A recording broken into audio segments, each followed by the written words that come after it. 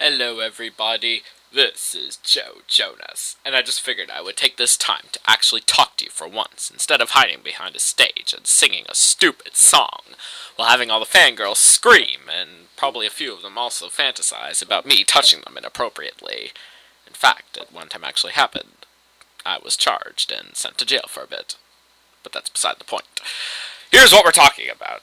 I am basically just here to tell you about my whole life. I mean, it's fun to be me. I have all the fangirls screaming for me and people running after me. All the girls like to scream, "Joe, touch me inappropriately!" But I have to deal with these two stupid idiots that keep on following me everywhere. That's why I decided to make Camp Rock.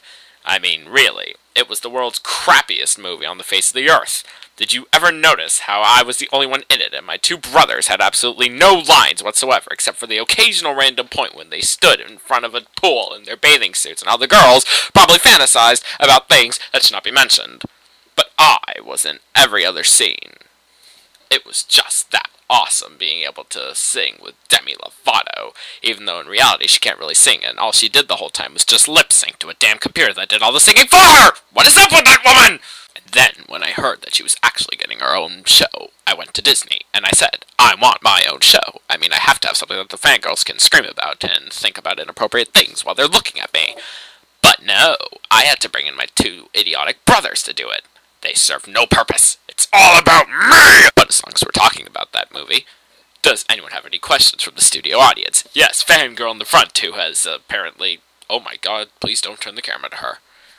Yeah, why'd you say the movie sucked? Well, what do you expect? I mean, did you actually watch that damn movie? There was not a single plot line in the whole thing. All it was this one random girl who got to go to Camp Rock. I mean, seriously, what kind of a camp is called Camp Rock? It was like whoever named it was on drugs!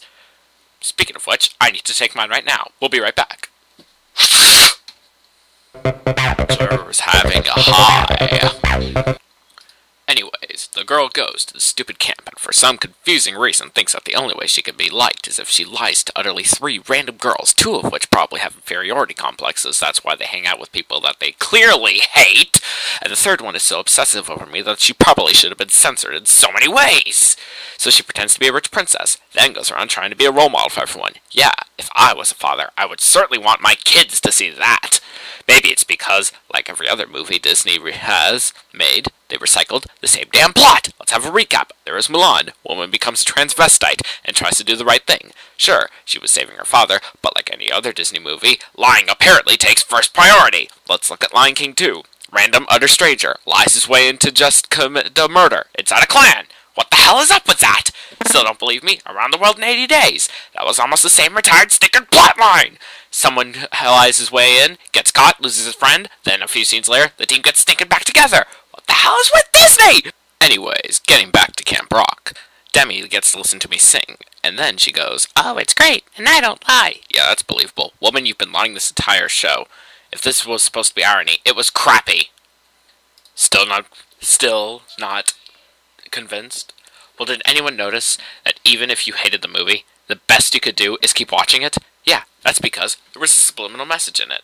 Seriously, did no one notice how you suddenly felt the need to watch more Disney movies after it was done? That's because the writers knew that it was such a crappy movie, except for me being in it, that they would have to put some kind of a message to make people watch it against their will. Still don't believe me?